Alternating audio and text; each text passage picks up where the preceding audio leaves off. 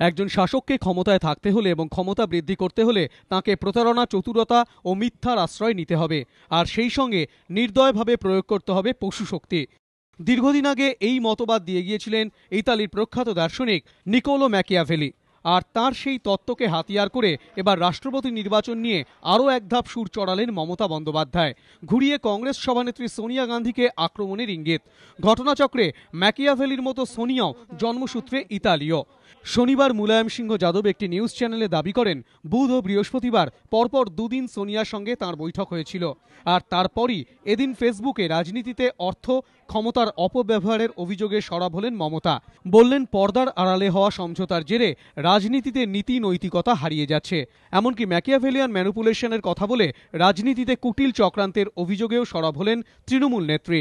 Social networking সাইটে মমতা লিখেছেন, অত্যন্ত দুর্ভাগ্যের বিষয়, আমাদের দেশের রাজনীতি ক্রমশ অস্পষ্ট ও ঝাপসা হয়ে যাচ্ছে। অর্থ, ক্ষমতা ও দুর্নীতির জেরে উপেক্ষিত হচ্ছে জনস্বার্থ এবং নৈতিকতা। রাজনীতিতে নীতি, আদর্শ দিন দিন হারিয়ে যাচ্ছে। যে কোনো মূল্যে এই প্রবণতা বন্ধ করতে হবে। আমি দেশবাসী, বিশেষ করে তরুণ প্রজন্মের কাছে আবেদন জানাচ্ছি, দুর্নীতি, গোপন সমঝোতা এবং ম্যাকিয়াভেলিয়ান ম্যানিপুলেশনের বিরুদ্ধে সরব হতে। তৃণমূল নেত্রীর এই অর্থ ও ষড়যন্ত্রের অভিযোগে সরব হওয়াকেই তাৎপর্যপূর্ণ বলে মনে করছে রাজনৈতিক মহল।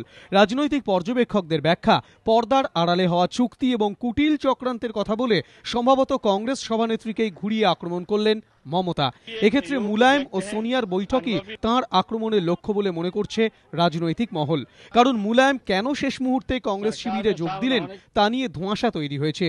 রাজনৈতিক পর্যবেক্ষকদের একাংশ মনে করছে, তার বিরুদ্ধে আয়ের সঙ্গে সঙ্গতিবিহীন সম্পত্তি মামলা বিশেষ নাড়াচাড়া যেন না হয়, পুত্র তথা উত্তরপ্রদেশের মুখ্যমন্ত্রী অখিলেশ যাদব যেন রাজ্যের জন্য বাড়তি কেন্দ্রীয় সাহায্য পায়, ভাই রামগোপাল যাদবকে যেন কংগ্রেস উপরাষ্ট্রপতি পদে সমর্থন জানায়। সম্ভবত এই রকম নানা শর্তে সোনিয়ার পাশে দাঁড়িয়েছেন মুলায়ম।